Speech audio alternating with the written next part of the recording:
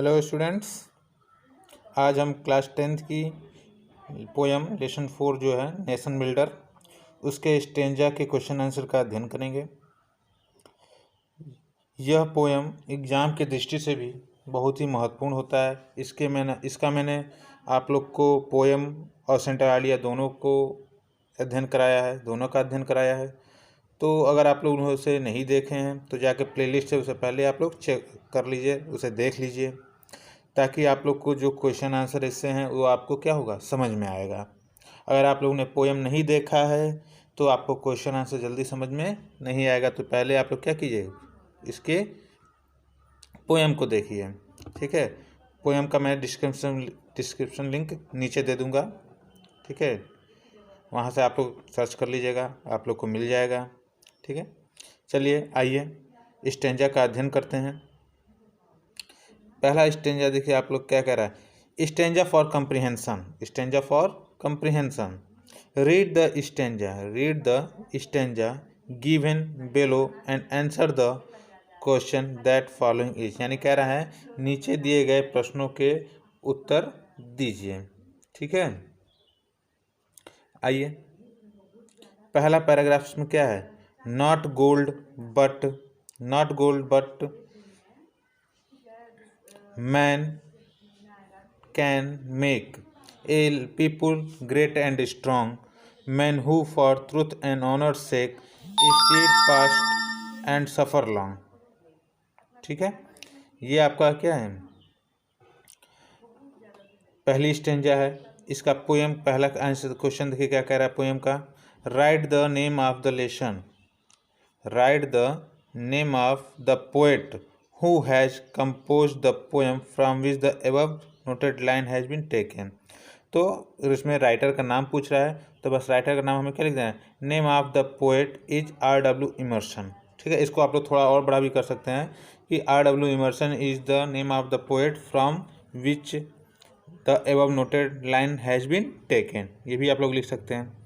दूसरा क्वेश्चन कह रहा है what is meaning of A people, यानी स्टेंजा में ए पीपुल है, उसका मतलब क्या हुआ इन द सेकेंड लाइन में जो प्रयोग हुआ है।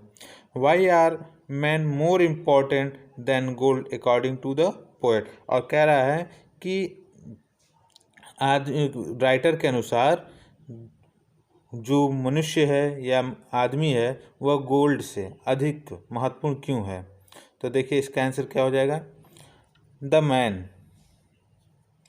The meaning of the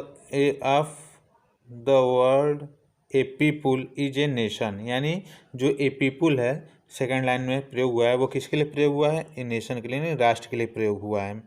और दूसरा क्वेश्चन पूछा था कि मैन यानी जो मनुष्य है वो सोने से अधिक महत्वपूर्ण क्यों है। तो man are more than gold because, क्योंकि they make a nation great and strong, वे अपने राष्ट्र को क्या करते हैं, महान और मजबूत बनाते हैं, इसलिए वो सोने से भी अधिक क्या है, कीमती हैं।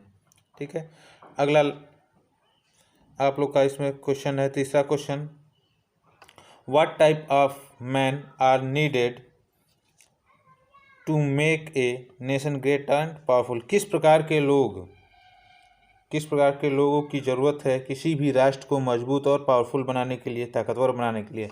तो क्या हो जाएगा, a man who for truth and honour's sake stand fast and suffer long are needed make a nation great and powerful.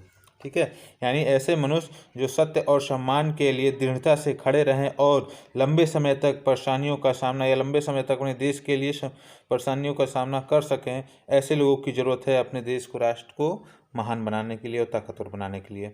ठीक है, चौथा क्वेश्चन इसमें है राइमिंग वर्ड पूछा है। चौथा क्या पूछा है, राइमिंग वर्ड पूछा है।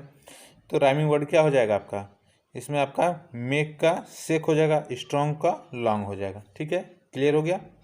आइए अगला स्टेंजा, इसमें दूसरा स्टेंजा है ब्रेव मैन वाला है। ठीक है, brave man who work will others live, who dare will others fly, they build a nation pillars deep and lifted them to sky.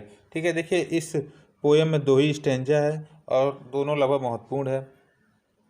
तो पहला क्वेश्चन इससे आपका पूछता है कि